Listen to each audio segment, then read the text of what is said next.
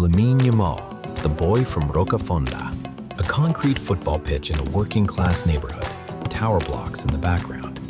A young boy, no older than 10, dribbles past older kids with impossible ease. The Mediterranean Sea glitters in the distance. Rocafonda, a neighborhood perched above the Mediterranean, 40 minutes up the coast from Barcelona. The postcode is 08304. The locals call it 304. The boy scores. He looks to the sideline where a man watches, his father, Mounir. The man is young, barely out of his 20s, holding a sandwich wrapped in foil. Here, on these concrete pitches, a boy named Lamine learned to play. His father brought him every day, sandwiches made by his grandmother, hours of football. The beginning of something no one could have predicted. A family photograph dissolves into animated frames. A grandmother crossing the Mediterranean on a boat, young and determined. But to understand Lamine Yamal, you have to start before he was born. In 1990, a woman in her 40s crossed the Mediterranean from Tangier to Spain. She had little more than a passport and her savings. Her name was Fatima. She was Lamine's grandmother. Fatima works at a campsite, then a nursing home. She settles in the Rocafonda. One by one, she brings her children to Spain. She worked, she saved, she waited. And one by one, she brought her children across the water. First Abdul, then Mounir, just 9 years old, carrying nothing but the hope his mother had built for him. A young Mounir, now a teenager, plays football in the streets of Rocafonda. Mounir grew up in the shadow of those tower blocks. He loved football. He chased the same dreams so many boys chase, a construction site. Mounir, now a man, works as a painter, scaffolding, paint cans, hard labor.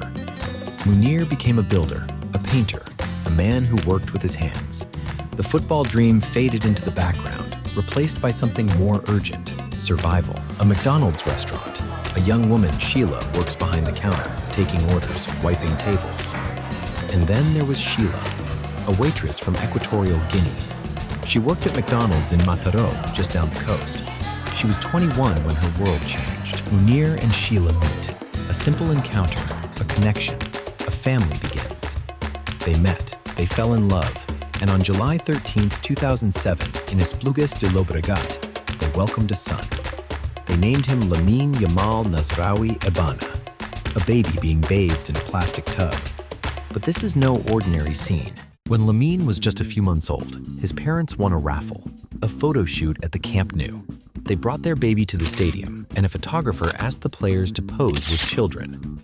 The famous photograph comes to life in animation. Messi, laughing uncertainly, holds a hand out to the baby in the tub.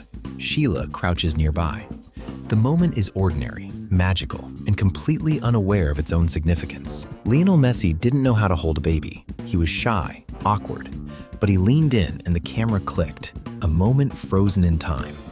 The greatest player in Barcelona's history, bathing a child who would one day be called his heir. The photograph fades. Mounir, years later, posting it on Instagram with the caption, "The beginning of two legends." No one thought anything of it, just a family's lucky day. But Mounir kept the photo. Years later, he would post it with words that felt like prophecy. A 4-year-old Lamine, tiny and determined, kicks a ball on a dusty patch of ground. His mother watches from the doorway of their apartment. At 4 years old, Lamine was already inseparable from the ball. His mother saw it first, the way he moved, the way the ball seemed to stick to his feet. She made a decision. Sheila, at work, requests a transfer. She moves from the McDonald's in Mataró to one in Granollers, closer to a football club called La Torreta. Sheila asked for a transfer. She moved her job, her life, so her son could play football at a local club. She enrolled him at CF La Torreta. He was 4 years old. Young Lamine plays for La Torreta, easily outpacing older boys. His father, Mounir, now stands on the sideline, no longer just a spectator, but a coach, a guide, a believer. Poured everything into the boy who might. Mounir Nasraoui, I knew he would be a star the moment he was born. A scout from Barcelona watches a youth match. His eyes fix on one small figure. He pulls out his phone, makes a call. At 7 years old, the call came. Barcelona, La Masia, the most famous academy in the world, had seen enough. The family gathers in their small apartment. Mounir and Sheila, now separated but united in this moment, discuss the offer. Their faces show pride, but also fear. His parents had separated when Lamine was 3. Mounir lived in Rocafonda, and Sheila lived in Granollers with Lamine and his younger brother Cain. They were no longer together, but for this, they came together. A handshake, an agreement. Lamine Yamal becomes a player of FC Barcelona. They said yes. Lamine joined Masia, the boy from Rocafonda, grandson of a woman who crossed the sea with nothing, now carried the weight of a dream his family had been building for 30 years. The young Lamine progresses through the academy. Each year, he plays against boys older, bigger, stronger. Each year, he dominates. He moved through the ranks like a current through water, inevitable, unstoppable. By 15, he was training with the first team. Xavi Hernandez, Barcelona legend and now coach, watches training. His expression shifts from curiosity to astonishment. Xavi watched him for 5 minutes. That's all it took. Jordi Cruyff, former Barcelona sporting director, said, "The first time he went to train with the first team, after 5 minutes the coach, who was Xavi, looked at us and said, 'This is special.'" April 29th, 2023. Lamine, 15 years and 290 days old, steps onto the pitch for Barcelona against Real Betis. The stadium clock marks the moment. At 15, Lamine Yamal becomes the youngest player to debut for Barcelona in over a century. The boy who was bathed by Messi now walked where Messi walked. Mounir in the stands, younger than some of the players on the pitch, watching his son with an expression that mixes joy and disbelief. And in the stands, his father watched. Mounir, the builder, the painter, the man who chased a dream and didn't catch it, only to watch his son run further than he ever could. A montage of Mounir's Instagram posts, photos of Lamine, captions overflowing with pride. "Thank you, my son. Thank you for making me the happiest dad." Mounir's Instagram became a diary of pride. Every milestone, every goal, every moment, captured, shared, celebrated. The father living through the son, not with bitterness, but with joy. Lamine scores. He runs to the camera, fingers forming the numbers 3, 0, 4. And when Lamine scores, he makes a gesture, 3 fingers, 0, 4. The last digits of the Rocafonda postcode.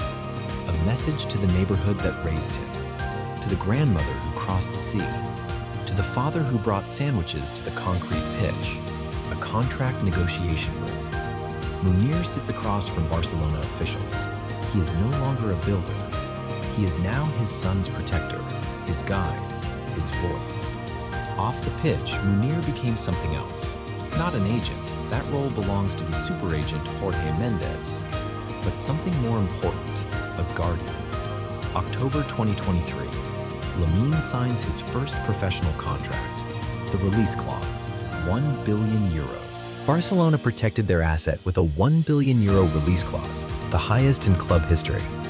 But more than money, they offered trust. They promised him the future. The message to the world? Not for sale. May 2025. With Lamine about to turn 18, Barcelona did something unprecedented. They made a teenager one of their highest earners, €15 million a year. Performance bonuses that could push it higher. A Ballon d'Or clause. If he wins the Golden Ball, he gets a fortune. The contract includes a special detail, a bonus if Lamine wins the Ballon d'Or. Barcelona believes that much in him. Think about that. A club in financial difficulty, fighting to register players, ties its future to a boy who can still legally be called a child. That is not a contract. That is a statement. Summer 2024, the European Championship, Spain against France in the semifinal. A 16-year-old boy steps up to take a shot. What happened next was not football, it was art.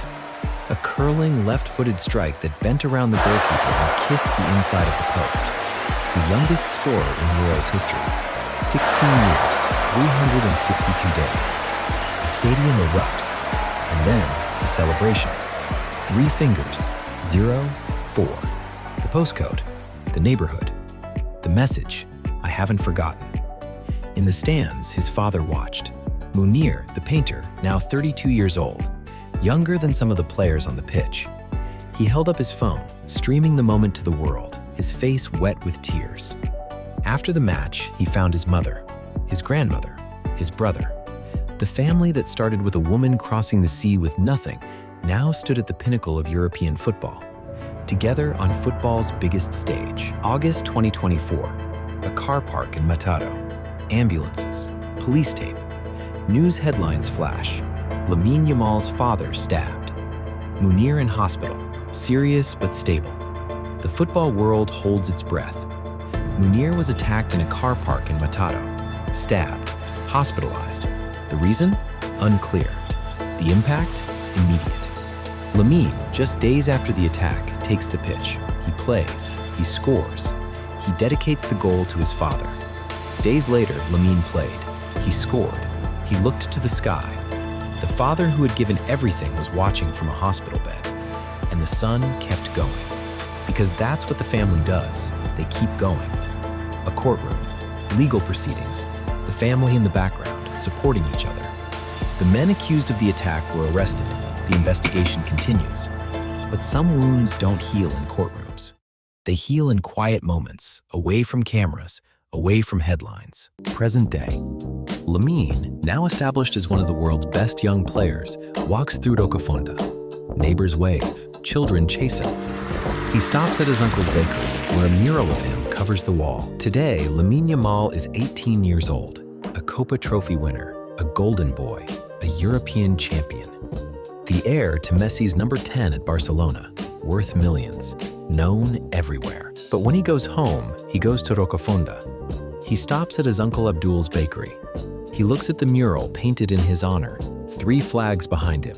Spain, where he was born, Morocco, his father's home, Equatorial Guinea, his mother's roots. Mounir appears beside his son. They stand together, looking at the mural, saying nothing. The moment says everything. And beside him, always, is Mounir, the builder, the painter, the father who never made it as a footballer, but built something greater than any career. He built a foundation. The concrete pitch in Rocafonda, the same one from the opening scene. Children play, just as Lamine once did. In the background, the Mediterranean shimmers. On the concrete pitches of Rocafonda, children still play. They kick balls between tower blocks, just like Lamine did. Some of them dream of being him. Lamine and Mounir, older now, stand watching the children play. The scene mirrors the opening, father and son, together on the same ground where it all began. But the real story isn't the boy who made it. It's the family who made sure he could. The pitch, the 304 postcode visible on a sign, and 2 figures, father and son, walking home together. Fatima crossed the sea so her family could have a chance. Mounir painted buildings so his son could paint masterpieces on grass. And Lamine? Lamine runs, not away from where he came from, but towards something his grandmother dreamed of before he was born. Final shot. The famous photograph of Messi and baby Lamine fades in beside a current image of Lamine celebrating a goal. Legend became one himself. Not because of destiny, not because of luck, but because a family believed and kept believing across oceans and generations. Lamine Yamal says, "I just want to play football my way, to write my own story, and to make people remember the name Lamine Yamal." In football, we celebrate the star, but this story shows us it's the family in the shadows who build the stage.